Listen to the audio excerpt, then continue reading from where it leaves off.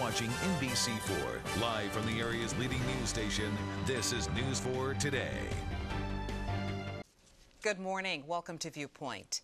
The month of May is Asian Pacific American Heritage Month. And this morning on Viewpoint, we're going to focus on an organization called the Asian American Government Executives Network. It's called AAGEN for short. And joining us to conduct our discussion this morning is Mr. Tommy Hwang, who is chair of mentoring and outreach for AAGEN, and he's a member of the executive committee. Tommy Hwang, you chair mentoring and outreach for AAGEN, but I wanted to talk a little more about the glass ceiling, the reason for AAGEN's existence. You call it the bamboo ceiling and the sticky floor. Right. Well, we have a slightly different term for it because for the Asian Pacific Americans, there are slightly different factors involved in breaking the bamboo ceiling. Right now in the federal government, we're actually fairly well represented in terms of overall numbers. We're about 5% in the general population that are Asian Pacific Americans, and in the government there's about a little bit more than 5%. However, when you look at the senior levels of government, the very top level, we're only about 2%. And if you look at the reasons why people tend to get to those levels, Asian Pacific Americans are usually very well educated, and we're usually in the job categories that are considered professional administrative in government that typically get to those levels. Yet when we get to the level right before the senior levels, our numbers are around 8%, but it drops off into the 2% when we get to the senior level. So there's a big barrier in crossing that bamboo ceiling, and that's the issue that we're tackling the most.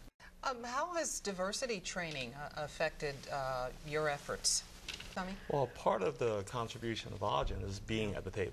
So recently, OPM, for instance, has put together a workforce to develop a diversity strategic plan for all the government. And AAGEN had members at the table to try to help develop that plan.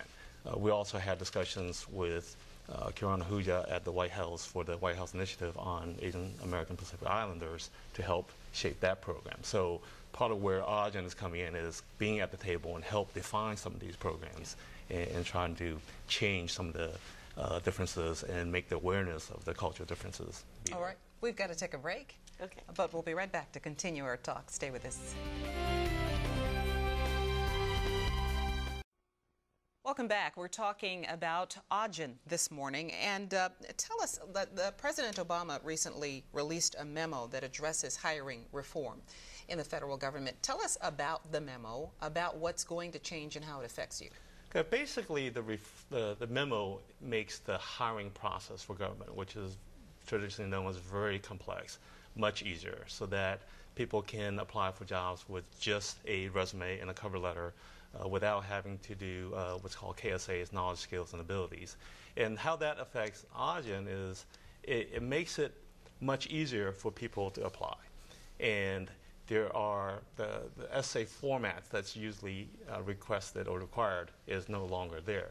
Now, right now, there's a huge opportunity for private sector individuals to come into government for a few reasons. One, the government has what's called a retirement tsunami. In the next 5 years, over half of the currently senior level employees are set to retire. And there's also a insourcing initiative to bring some of the work that's been contracted out back into the government. On the private sector, we all know the economy, it hasn't been great, and the unemployment rate has been very high. But traditionally, for whatever reason, government hasn't really looked at what I call the mid-career hires that are experienced, skilled, and can come directly into more the senior levels of government. And that's where making the hiring process easier. And AAGEN traditionally reaches out to not only our members, but to community organizations that are Asian Pacific Americans to get the word out. And we can also help them with the hiring process, because even though it will be easier and it will be effective November 1st, where agencies are required to follow this, it's still not comparable to the private sector where you just push a button to submit your resume and you're basically done with the application. So AAGEN can help with the process, hold the candidates' hands a little bit throughout that process, and hopefully get them to hit the ground running and help them out when they get the job. Now, I understand that AAGEN is an entirely volunteer organization. How in the world are you able to deliver all of these services and do all of this when no one's being paid? Since, Tommy, you brought up the economy and how tough it is. We do it in our spare time.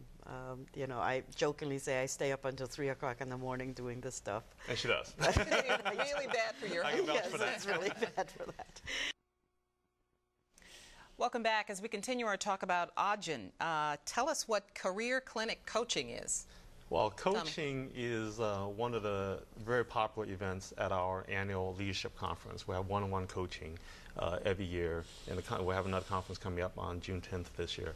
And we have tremendous response from that. So what we're doing is we're trying to put together a program that's an ongoing mentor that throughout the year people can sign up for a mentor program to take advantage of the experience and wisdom of the senior executives that are members of AAGEN. So that's something we're working on right now. All right, in conference, we've got the website address for you as well as a phone number, and the address is www.AAGEN, that's AAGEN.org, and there you see the number 202-558-7499. And Tommy Hwang, thank you all. Thank you. Thank you for having us. Thank you. Thank you for having us. Real pleasure. Thank you for being with us on Viewpoint. Stay with us now. News 4 Today continues. Have a great Sunday.